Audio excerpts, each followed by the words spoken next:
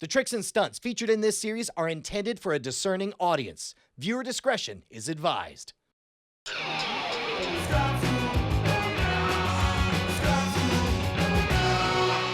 Hello, beautiful people.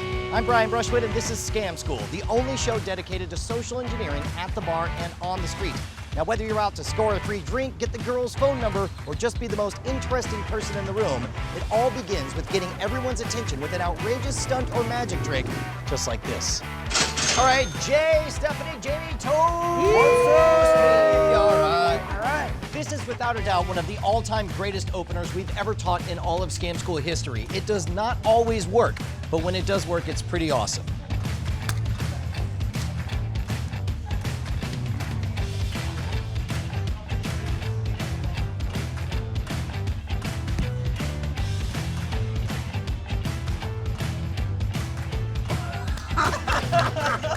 I assume that was impressive, right? Okay, good.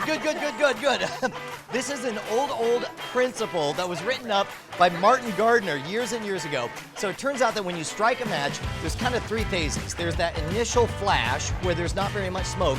When it's burning, you can see there's almost no smoke, right? When you shake it out, that's when you get all the smoke, right? Turns out that among all these chemicals, which by the way, I'm pretty sure this kills you. Nobody should try this ever. But one of these chemicals draws out all the water vapor from your lungs. So what looks like smoke coming out of my mouth is actually water vapor. So the trick is, number one, you don't say in advance what you're going to do. Instead, you say, let me try something. If it works, it's pretty cool. Doesn't always work, so you kind of put them on edge. It works perfect in an environment like this where there's no wind. I'm gonna strike it towards my face, and I'm gonna inhale whatever that poison is in that initial sulfur flash.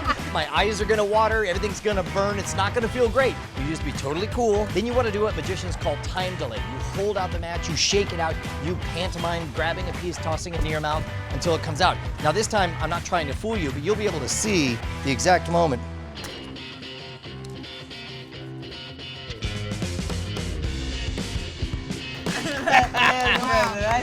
This is one of the weird tricks where it's actually more impressive when you know how it's done. So the point is, strike it towards your face, inhale slowly. The moment it stops burning, stop inhaling, then you slowly exhale, which leads to the only question, which is which one of you three are gonna try this for me? Stephanie. Closer. All right, strike, inhale. All right, shake it out. Don't exhale. Super slow.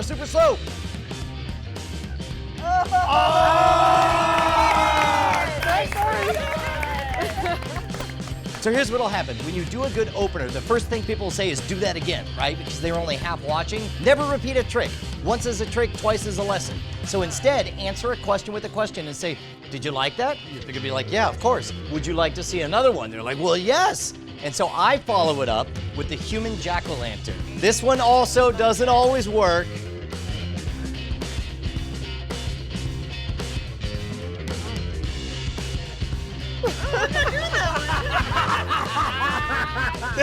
This is one of those that's more of a stunt than a magic trick. It is important to note that all hydrocarbons, whether it's benzene, whether it's gasoline, whether it's naphtha, whether it's wood, they all burn at just under 2,000 degrees Fahrenheit. So that really is 2,000 degrees. But if you were to take a thermometer and stick it in there, it would not instantly go from 0 to 2,000 degrees. That's what's called thermal lag, and that's the principle that makes firing possible. So instead, what we want to do is take that amount of heat and dissipate it over a larger surface area. So when you strike it, you're gonna bite down on it and you're gonna inhale slow enough to draw all the heat in, but not so fast that it blows it out. When you're panicked, it goes like this. You go, and it immediately goes out, right? No, don't do that. So instead, you're gonna inhale as slow as you can and you'll feel just a little bit of warmth on the roof of your mouth. Here we go.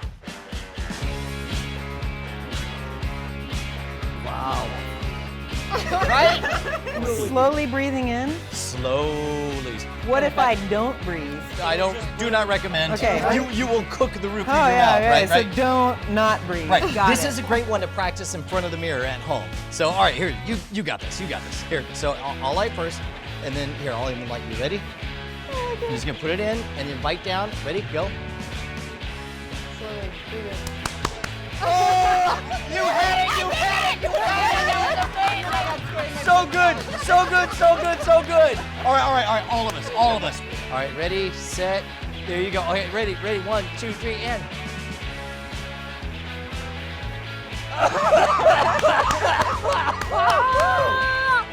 Once you pull off a strong opener, you'll have everyone's attention.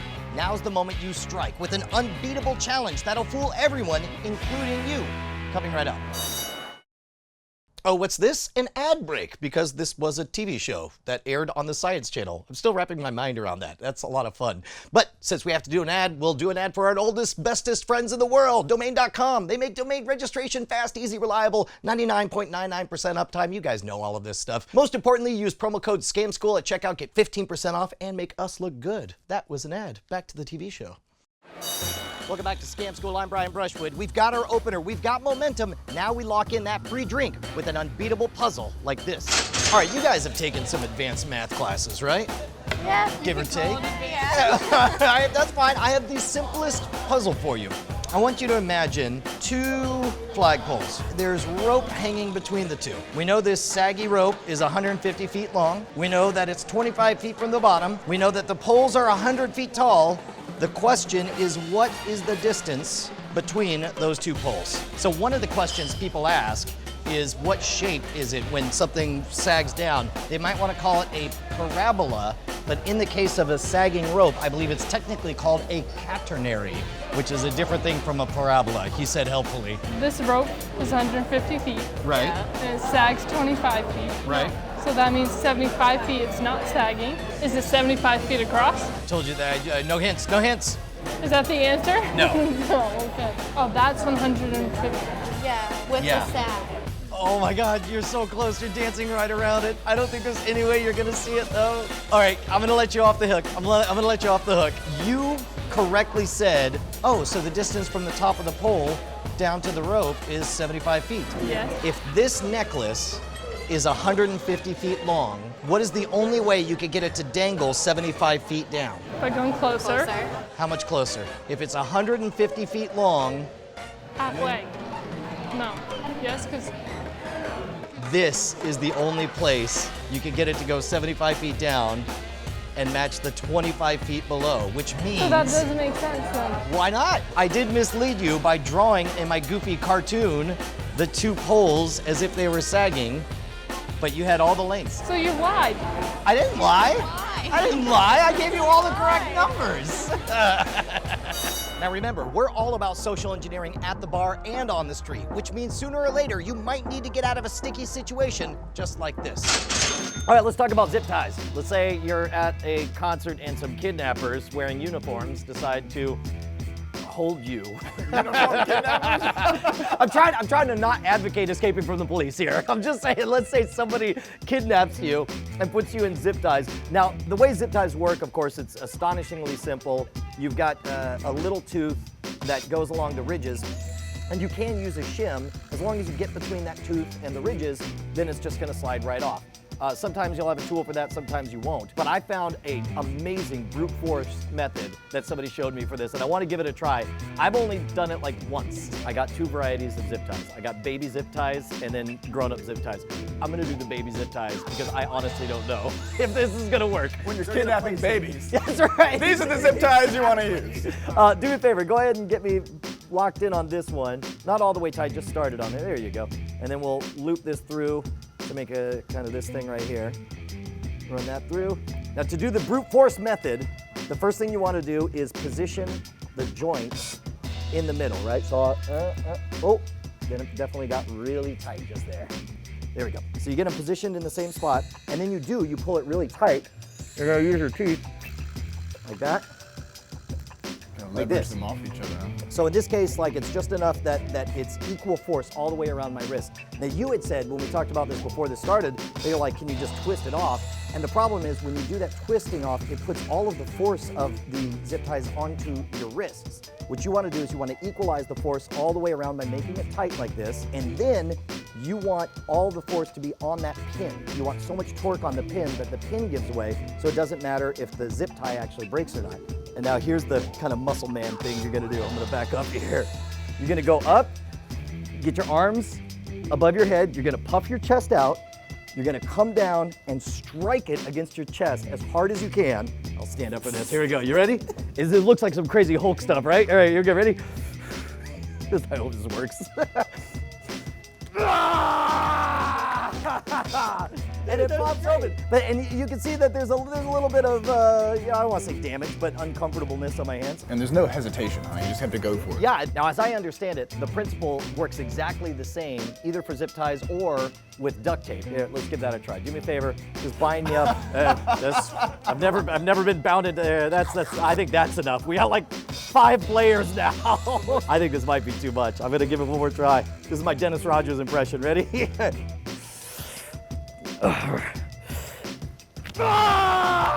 Okay, so now, here's the thing. I want you guys to try it. One of you has to do it with the grown-up zip ties. The other one has to do with duct tape. Who's who? Perfect. Thank you. Oh, right on. Finally, gentlemen, I have you where I want you. There's nothing you can do to escape. Oh, that was the best moment ever! Dude, that was freaking epic. Way to go, gentlemen. Now, the key to breaking out of those zip ties is to leverage the power of explosive force. Your muscles by themselves may not be strong enough to break open that clip, but by using momentum and leverage, you're able to get much more energy. This is exactly how our friend Dennis Rogers does this.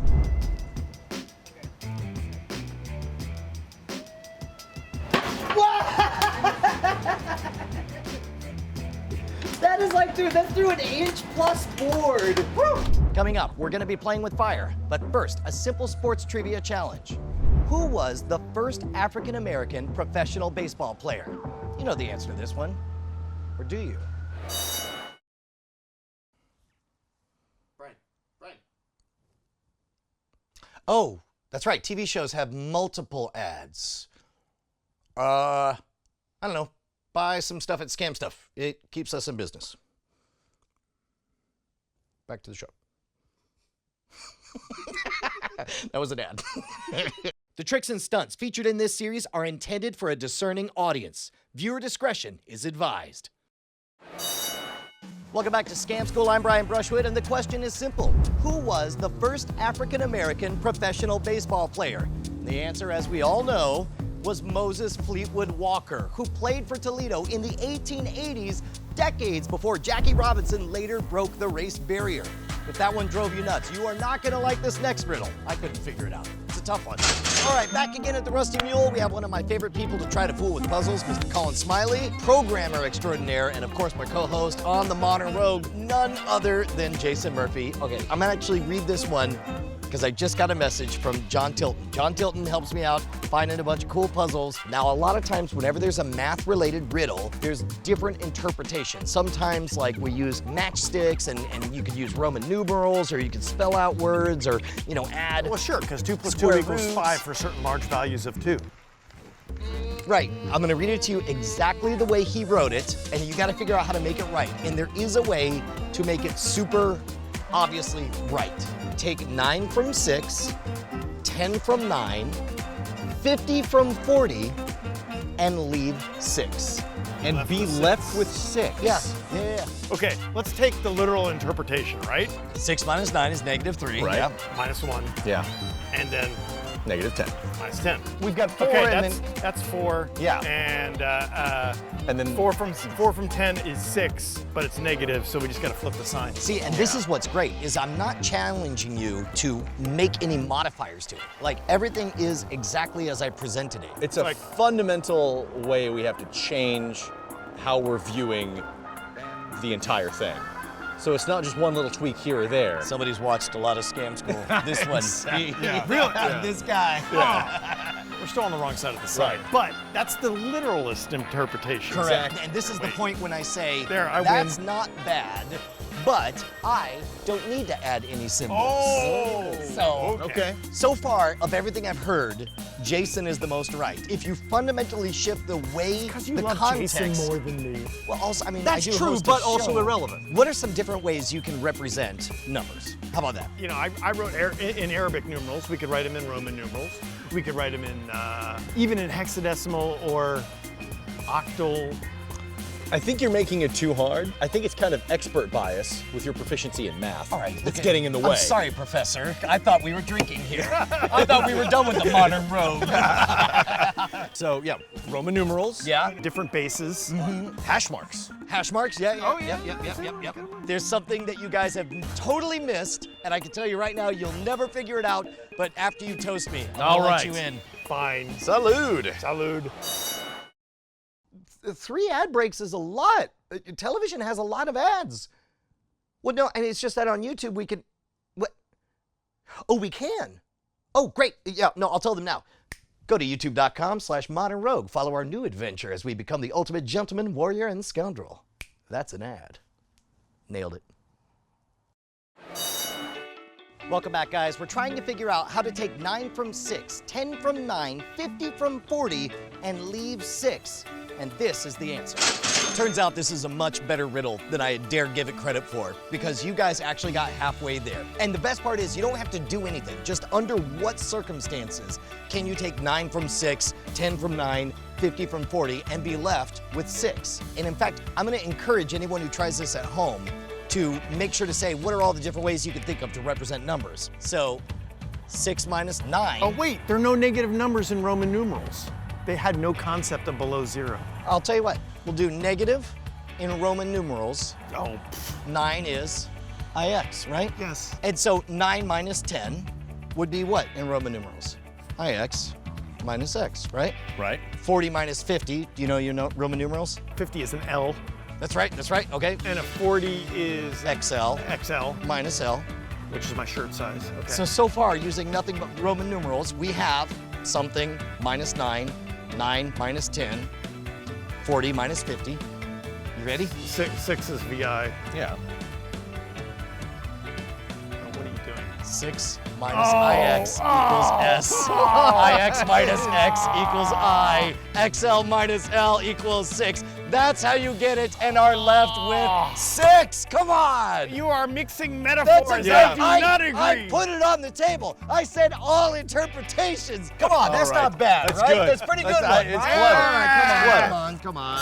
Some people find riddles like this agonizing, but I think they're a fantastic way to practice out-of-the-box lateral thinking. That blue sky mentality that yields everything from the theory of relativity to this moment when we tried to find a safer alternative to the fire blast. It's probably not safer. Don't do this one. All right, we are here with Ben and Caroline and Casey and Bill and Alex. Here's the thing.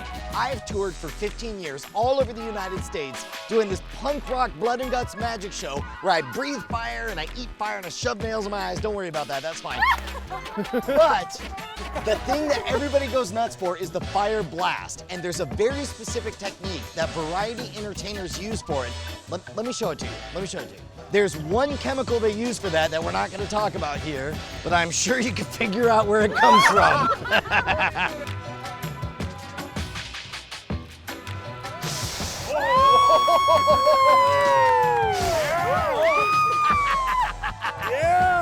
Everybody asks, what does it taste like? And the answer is, it tastes like poison.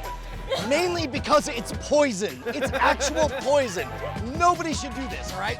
But it turns out that there's something very similar to that. What's happening right there is I'm atomizing a hydrocarbon. Now, all hydrocarbons, whether it's gasoline, benzene, or naphtha, they all burn at just under 2,000 degrees Fahrenheit. But it turns out that you can create a similar chain reaction.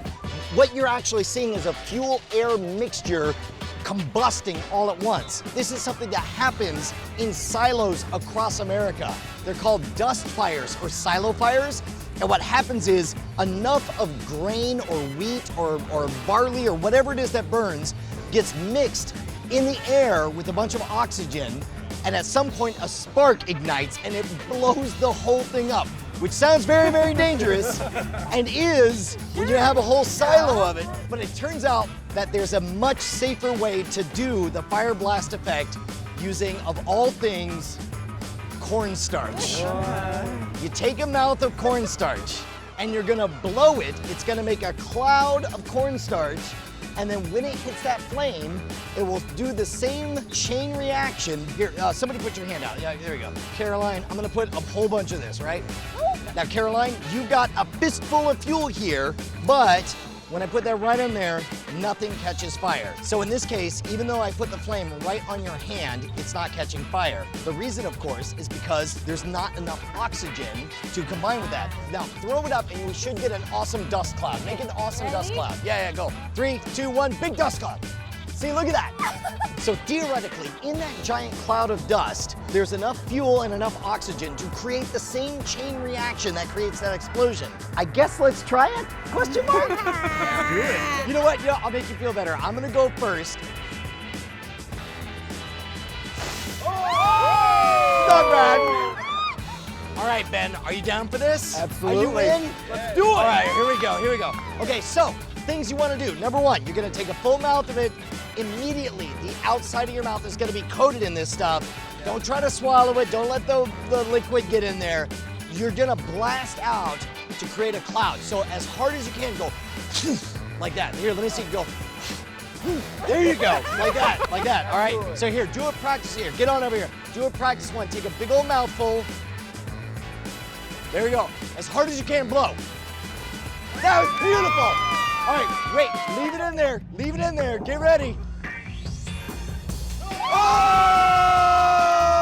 Who's next? Caroline, you got this? I got it. You know the drill? All right, bro. All right, here we go. Let's see it. Make sure to blow really hard all at once. Here we go, 3, 2, 1, and... Whoa! That was amazing! Holy cow, you guys nailed it! Congratulations! Now, pyrotechnicians will often create a similar chain reaction in miniature using lycopodium powder. But we found out you could do the exact same thing with non-dairy creamer. The fat content is so high, you get a miniature flamethrower. It looks amazing, like this. We're using these that are in the packet, so you want to make a nice hole so it'll flow out. And as you do a little flicker action, go ahead, keep it consistent. There you go. There you go. You can kind of raise it up as the fireball climbs. Now, part of the reason I'm using a match here is, wow! That was a great one! My fingers are hot. From grabbing everyone's attention with a little bit of fire, to using an unbustable puzzle to score free drinks, to even escaping from zip ties and handcuffs. Not that you would, but you could. Hopefully you're that much closer to being the most interesting person in the room. And speaking of which, I feel like one of these rooms is calling to me. Just a quick nightcap. We're just gonna wrap things up, all right? Hey boss, how you doing, man?